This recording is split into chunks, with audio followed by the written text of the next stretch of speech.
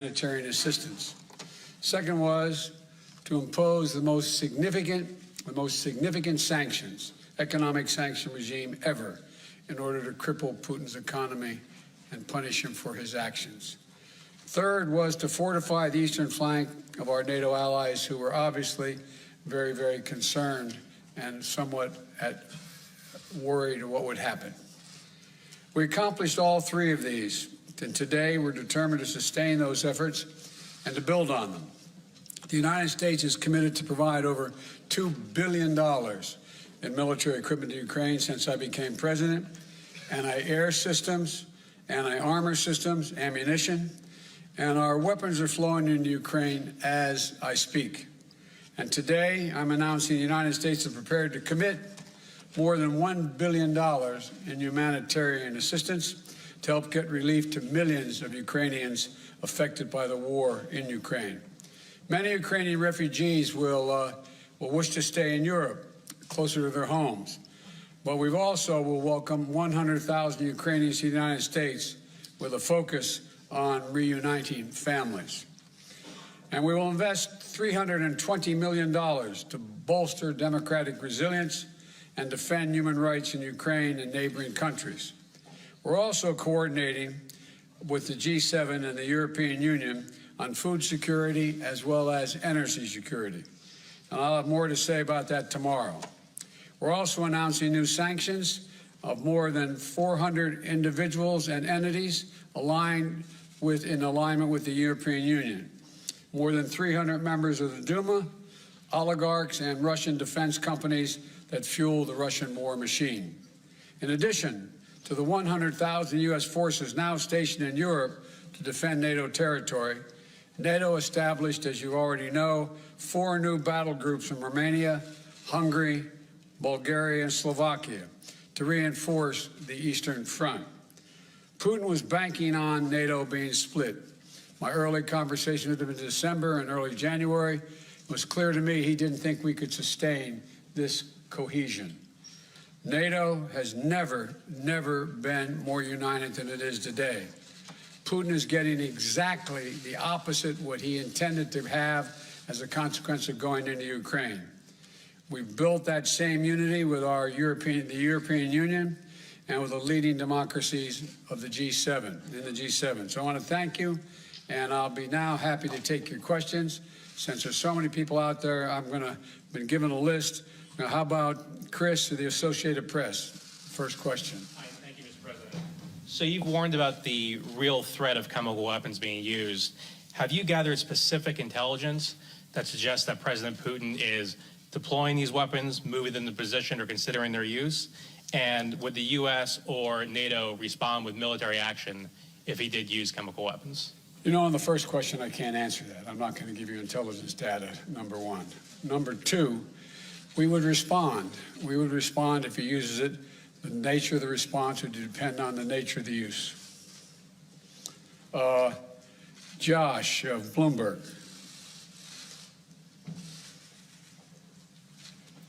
Perhaps I'll just project, Mr. President. Thank you very much. If I had your voice, I'd have been elected a lot earlier. I'll give it a try. He's got a long arm. Thank you. Can you talk to us about two things, sir? One, since your conversation with President Xi of China, have you seen any indications of action or lack of action from China that has led you to believe whether they will intervene and help Russia, either with the sale of arms or the provision of supplies to support this war in Ukraine?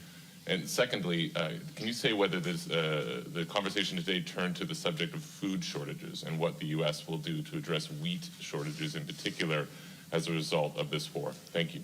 On the first question relating to President Xi Jinping of China, I had a very straightforward conversation with Xi now, I guess it's 6 days ago, 7 days ago, in that range. And I made it clear to him, I made no threats, but I made it clear to him that make sure he understood the consequences of him helping Russia, as had been reported and as what it was expected. And I made no threats, but I pointed out the number of American and foreign corporations that left Russia as a consequence of their barbaric behavior. And I indicated that I knew how much he, because we had long discussions in the past about his interest in making sure he had economic relations and economic growth with Europe and the United States, and indicated that he'd be putting himself at significant jeopardy in those aims if, in fact, he were to move forward. I am not going to comment on any detail about what we know or don't know as a consequence of that conversation, but tomorrow or next Monday that Ursula is having that conference with China. The 1st, on April 1st. We've had discussions because I think that China understands that its economic future is much more closely tied to the West than it is to Russia.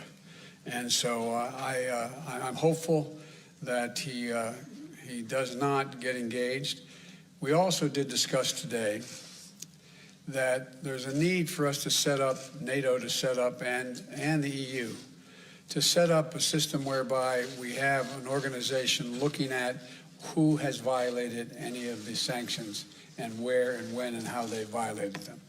And that's something we're going to put in train. It's not done yet. So with regard to Xi, I have nothing more to report. With regard to food shortage, yes, we did talk about food shortages. And it's going to be real. The price of these sanctions is not just imposed upon Russia. It's imposed upon an awful lot of countries as well, including European countries and our country as well. And because both Russia and Ukraine have been the breadbasket of Europe in terms of wheat, for example, just to give you one example. But we had a long discussion in the G7 with both the United States, which has a significant, the third largest producer of wheat in the world, as well as Canada, which is also a major producer. And we both talked about how we could increase and disseminate more rapidly food shortages. And in addition to that, we talked about urging all the European countries and everyone else to end trade restrictions on sending limitations on sending food abroad. And so we are in the process of working out with our European friends what it would take to help alleviate the concerns relative to food shortages. We also talked about a significant major U.S. investment, among others, in terms of providing for the need for humanitarian assistance, including food, as we move forward.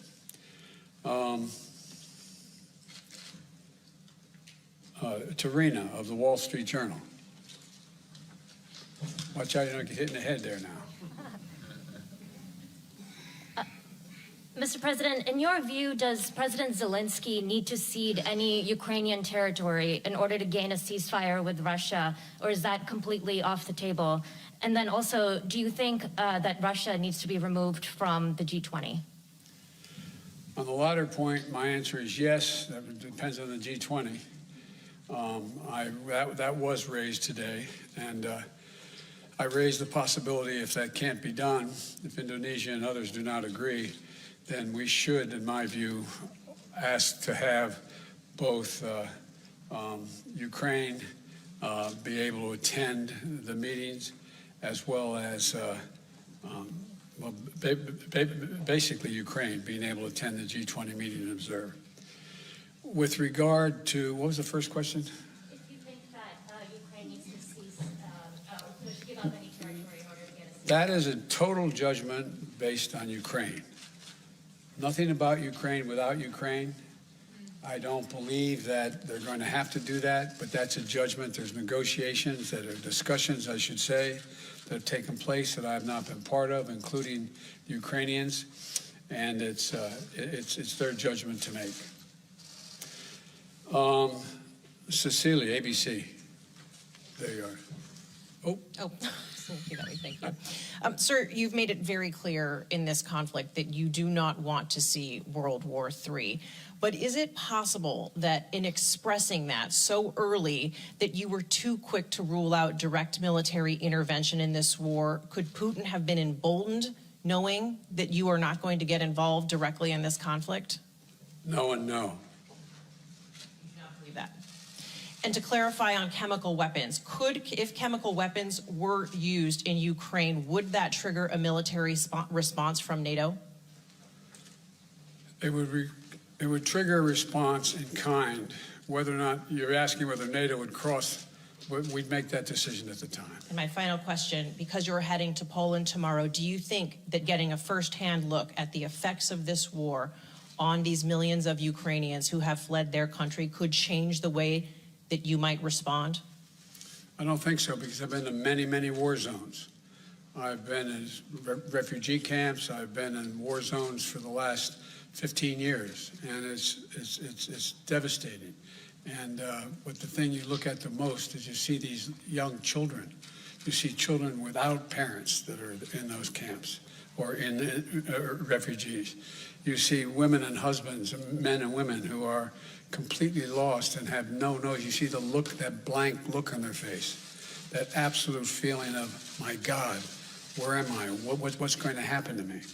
And so what it will do, it will reinforce my commitment to have the United States make sure we are a major piece of dealing with the relocation of all those folks, as well as humanitarian assistance needed both inside Ukraine and outside Ukraine. For example, this is not something that Poland or Romania or Germany should carry on their own. This is an international responsibility. The United States, as a leader, one of the leaders in the international community, has an obligation to be engaged and do all we can to ease the suffering and pain of innocent women and children and men, for that matter, throughout Ukraine, and those who have made it across the border. I plan on attempting to see those folks, as well as I hope I'm going to be able to see, I guess I'm not supposed to say where I'm going, am I? But anyway, I hope I get to see a lot of people.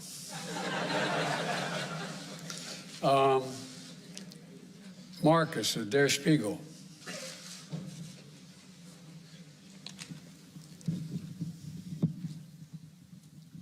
Thanks, Mr. President. There's a presidential election coming up in 2024, and as you know, there are yes, it's true.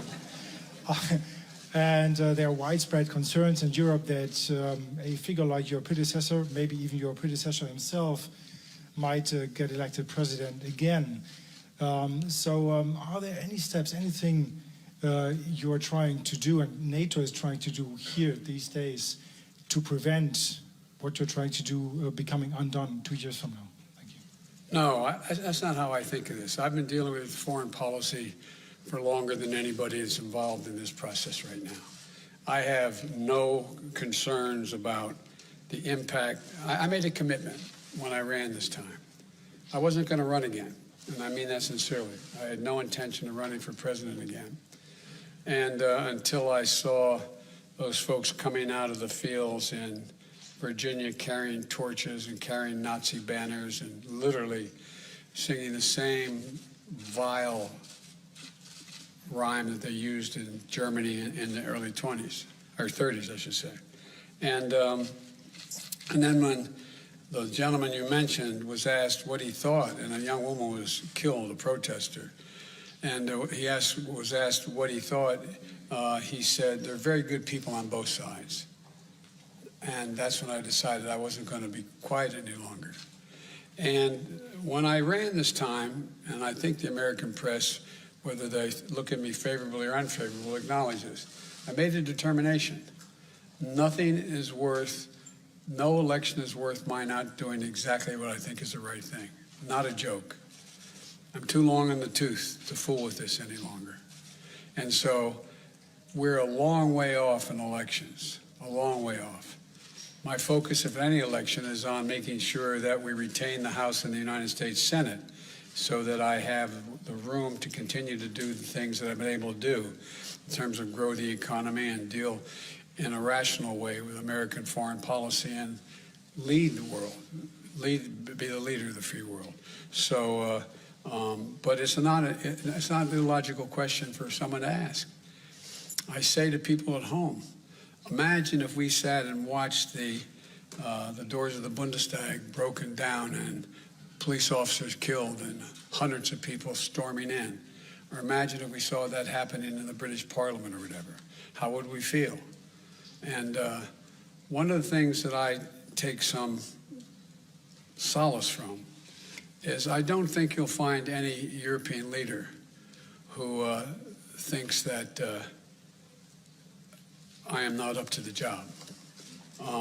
And I mean that sincerely. It's not like, whoa, it's that. The point is that when the first G7 meeting I attended, like the one I did today, was in Great Britain. And I sat down and I said, America's back. And one of my counterparts, colleagues, as head of state, said, for how long? For how long? And so I don't criticize anybody for asking that question. But the next election, I'd be very fortunate if I had that same man running against me. Thank you very, very much.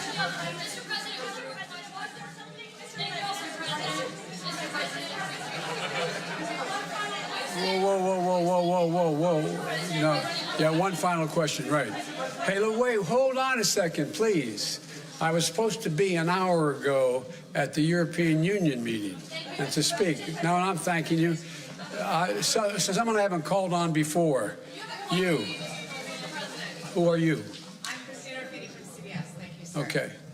Sir, deterrence didn't work. What makes you think Vladimir Putin will alter course based on the action you've taken today? Let's get something straight. You remember, if you covered me from the very beginning, I did not say that, in fact, the sanctions would deter him. Sanctions never deter. You keep talking about that. Sanctions never deter. The maintenance of sanctions, the increasing the pain, and the demonstration why I asked for this NATO meeting today is to be sure that after a month we will sustain what we're doing, not just next month, the following month, but for the remainder of this entire year. That's what will stop him. You believe the actions today will have an impact on making Russia change course in Ukraine? That's not what I said. You're playing a game with me. I know. The answer is no. I think what happens is we have to demonstrate the purpose. The single most important thing is for us to stay unified. And the world continue to focus on what a brute this guy is. And all the innocent people's lives are being lost and ruined and what's going on. That's the important thing. But look, if you're Putin and you think that that Europe is going to crack in a month or 6 weeks or 2 months, why not? They can take anything for another month, but we have to demonstrate. The reason I asked for the meeting, we have to stay fully, totally, thoroughly united. Thank you.